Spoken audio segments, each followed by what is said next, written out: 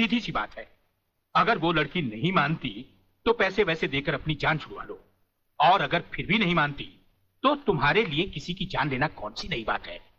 प्रलयनाथ, तुम तो खामखा उस लड़की के लिए अपने बेटे की जान के पीछे पड़े हो। दरअसल बात यह है जीवनलाल कि वो लड़की तुम्हारी बेटी राधा है।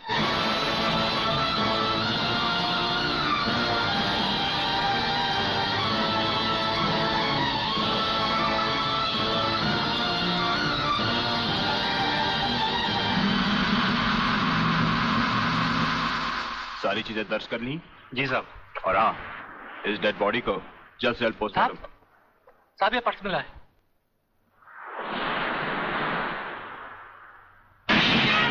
संजय आर चौहान।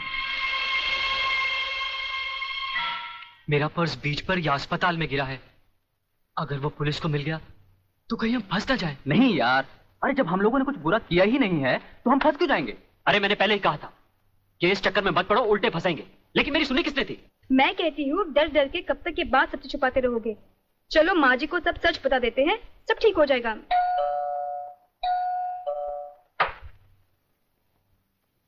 नमस्ते। नमस्ते। क्या बात है इंस्पेक्टर साहब? हम शक की बुनियाद पे आपके बेटे संजय और उसके 2 दोस्तों को गिरफ्तार करने आए हैं। गिरफ्तार? क्यों? क्या जुर्म किया है उन तीनों ने? ये आप अपने बेटे से पूछ लीजिए।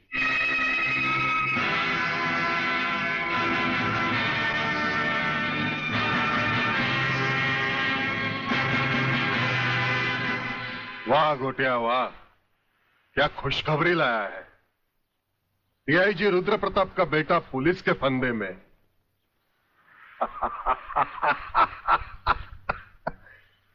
बाप ईमानदारी की मौत मर गया, अब बेटा कानून की मौत मरेगा।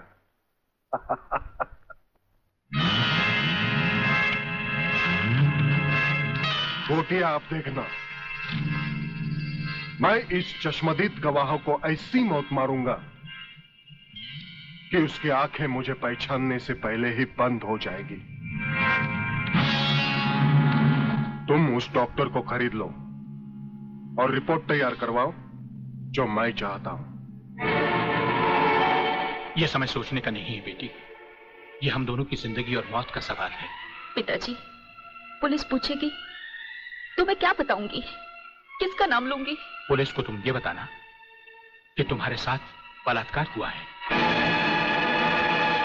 हाँ बेटी, बलात्कार।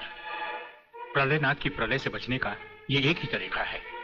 तुम उन्हीं 3 लड़कों का नाम पुलिस को बता देना जिन्होंने तुम्हें अस्पताल पहुंचाया है। पिताजी, लगता है पापियों के साथ रहकर आपका दिमाग भी उन्हीं की तरह हो गया है। आप ये कह रहे हैं मैं उन लड़कों को फांसी के फंदे तक पहुंचा दूं जिन्होंने मेरी जिंदगी बचाई? नहीं पिताजी, मैं ऐसा हरगिज नहीं करूंगी, हरगिज नहीं करूंगी। बेटी, इतिहास गवाह है, आदमी ने अपनी जान को बचाने के लिए अपने ही भाइयों की लाशों को कुचला है। ये दुनिया का नियम है बेटी। फिर वो तीनों हमारे लगते भी क्या हैं? अगर उन्हें फांसी लग भी गई तो हमारा क्या जाएगा? बेटी, उन लोगों की जिंदगी से कहीं ज्यादा कीमती हमारी जिंदगी है। पुलिस को वही बताना जो मैंने तुम्हें कहा है।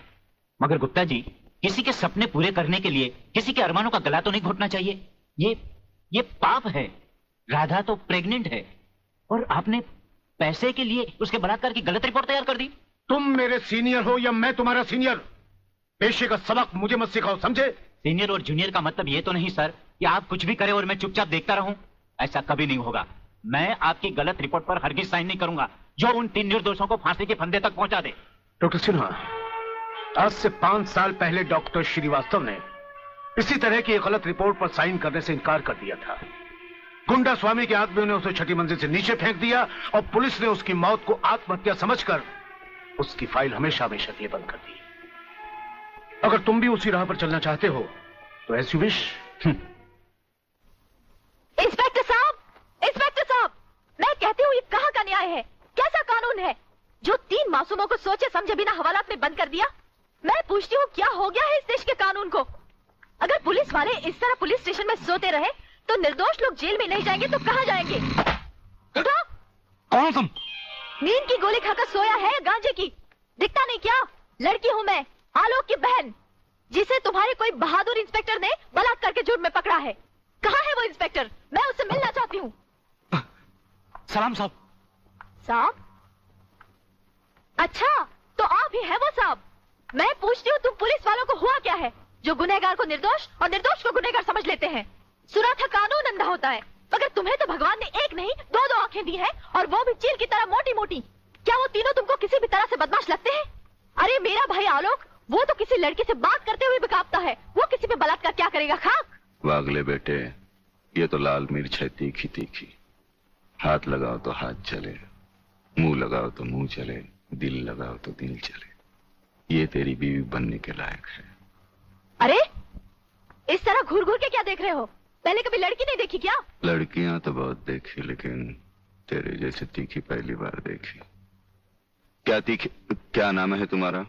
शांति शांति शांति शांति शांति शांति। वाह, क्या कमाल का नाम रखा है चुन के माँ बाप ने, शांति, जो इस देवी के चेहरे और जुबान से शहद की तरह टपक रही है।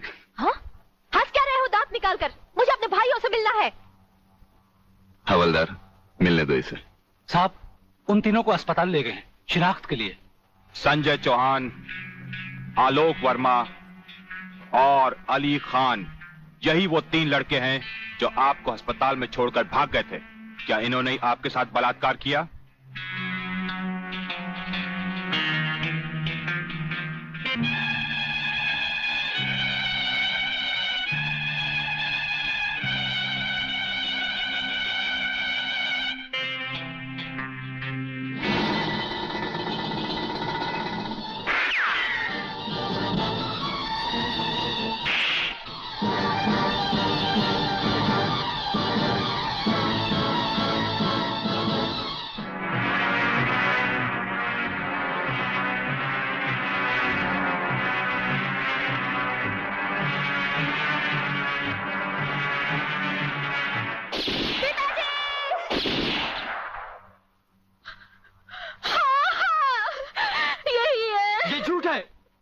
ये सरासर झूठ है।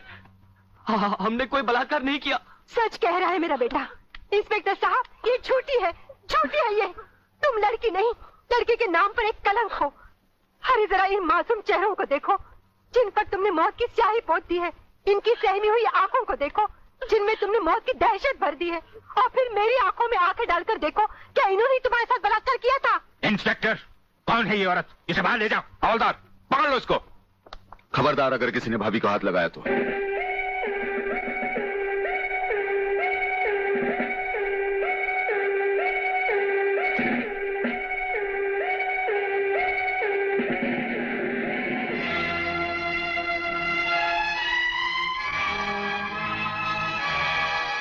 इंस्पेक्टर फागले, आप जानबूझकर अनजान बन रहे हैं। आप अच्छी तरह जानते हैं कि ये डीआईजी रुद्र प्रताप चौहान की पत्नी है। याद है डीआईजी रुद्र प्रताप चौहान, जिनके अंतिम संस्कार पर आपने लंबा चौड़ा भाषण झाड़ दिया था, जो आज भी हम पुलिस डिपार्टमेंट के लिए आदर्श है, उनकी पत्नी है। तो ये भी किसी मामूली आदमी की बेटी नहीं है। ये इस राज्य के मंत्री जीवनलाल टंडेल की बेटी है। और जानते हो इन तीनों ने इसके साथ क्या नर्क किया है? कुछ नहीं किया। ये किसी की साजिश है जिसमें इन तीनों को फंसाया जा रहा है। लेकिन मैं भी दूध का दूध और पानी का पानी करके रहूंगा।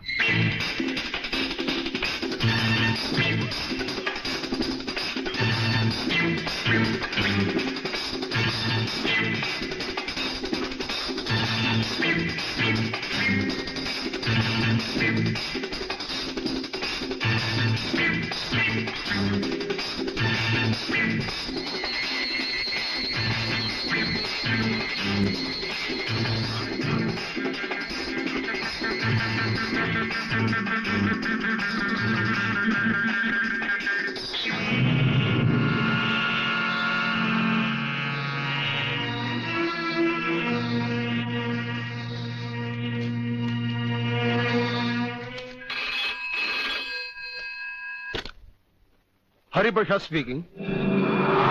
जज साहब, मैं प्रलयनाथ गुंडा स्वामी बोल रहा हूं। Your honour, dancer miss Anita Chaudhary की लाश का समुद्र के उसी किनारे से मिलना और उसी जगह से राधा टंडेल के कपड़े और सैंडलों का मिलना, इंस्पेक्टर वागले को मिली हुई गोली और अनीता चौधरी के पेट से निकली हुई गोलियों का एक ही रिवॉल्वर से चला होना, और उस रिवॉल्वर पर किसी और की उंगलियों के निशान होना यह साबित करता है कि इस केस में किसी और का भी हाथ हो सकता है। इसलिए जब तक ये बातें खुलकर अदालत के सामने नहीं आती, मैं अदालत से दरख्वास्त करूंगा कि इन तीनों की जमानत मंजूर कर ली जाए।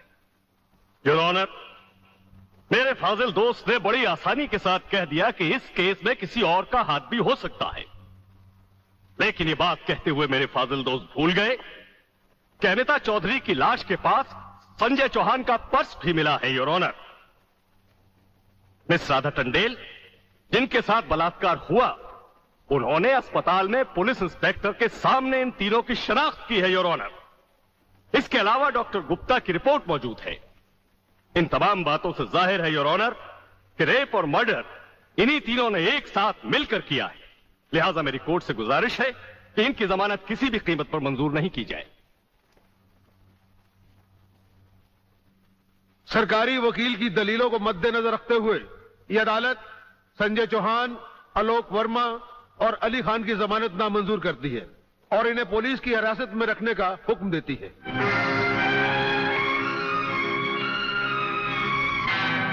योर ऑनर, मैं इंस्पेक्टर वागले इस केस की छानबीन मैं कर रहा हूं। अदालत से इस केस के बारे में कुछ कहने की इजाजत चाहता हूं। इजाजत है। Thank you sir.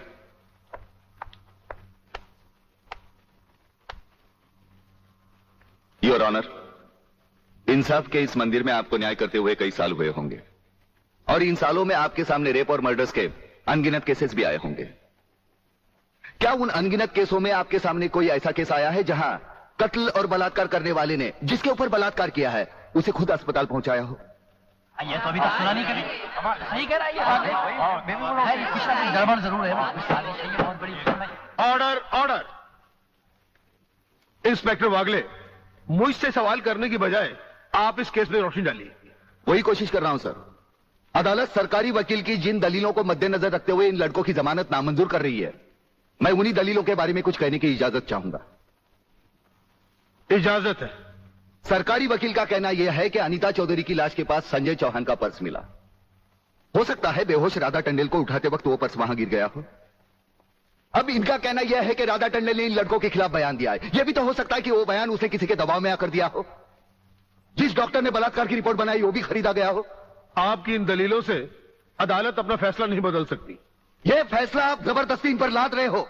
इंस्पेक्टर वागले, अगर मैं चाहूं तो अदालत की तौहीन के जुर्म में मैं तुम्हें अभी टर्मिनेट कर सकता हूं। कोई परवाह नहीं है मुझे इस बात की। मेरा तो विश्वास उठ गया इस कानून से। कौन सा कानून, कैसा कानून? यह कानून तो चंद मुजरिमों की रखेल बन बैठा है। इसलिए लोग अदालत का दरवाजा खटखटाने के बजाय गुंडों की चौखट चूमते हैं। Take him out of the court. अगर जिंदगी में किसी से रिश्वत ना ली हो तो ही मुझे हाथ लगाना।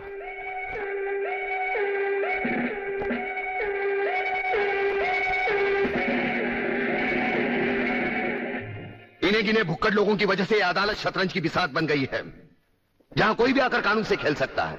लेकिन इन खिलाड़ियों को अगर मैंने सच्चा कानून नहीं सिखाया तो मेरा नाम भी शिवाजी राव वागले नहीं।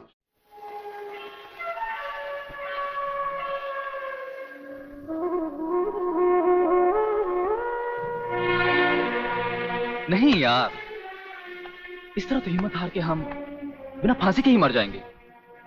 ये क्या हो गया तुम दोनों को यार? अली, सोचता हूं मेरी बहन शांति पर क्या बीत रही होगी। मुझे पढ़ा लिखा कर एक बड़ा इंसान बनाने के लिए क्या कुछ नहीं किया उसने। लोगों के घर में काम कर करके अपने हाथों पे मेहंदी की जगह छाले डाल ली उसने। आलोक, तुम्हारी तो वो सिर्फ बहन है, मगर मेरे लिए वो बहन भी है और मां भी है। अगर बचपन से ही उसका प्यार मुझे ना मिला होता तो शायद ये अनाथ सड़कों पर ही अपना दम तोड़ देता। मेरी मां पर भी क्या बीत रही होगी। वो तो रो रो कर पागल हो गई होगी। अगर मुझे कुछ हो गया तो उसका भरोसा भगवान पर से भी उठ जाएगा। तुम इन 3 लड़कों के केस में कहां उलझ गए? हो सकता है इन बच्चों का केस महज इत्तेफाकी हो। इत्तेफाक नहीं है सर। ये कड़ियां भले ही अलग अलग नजर आ रही हो, लेकिन अगर गौर से देखें तो ये सब एक ही जंजीर की कड़ियां हैं, जिसमें एक न एक दिन जीवनलाल टंडेल, रसिकनाथ और गुंडा स्वामी की कलाइयां फंसेंगी। ये इत्तेफाक नहीं है सर, इत्तेफाक नहीं है।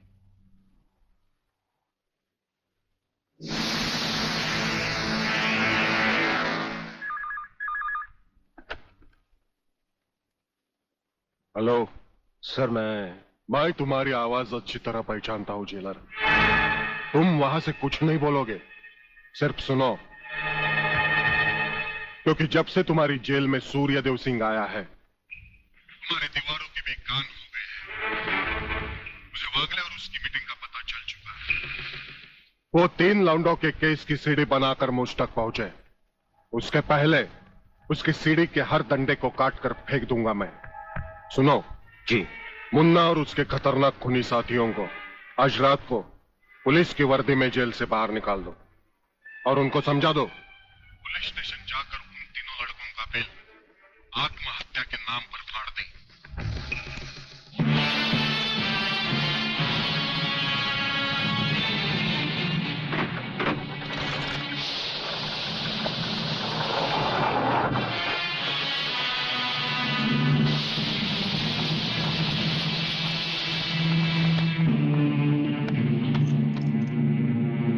टेलीफोन का वायर काट दो, अब इसे बांध दो।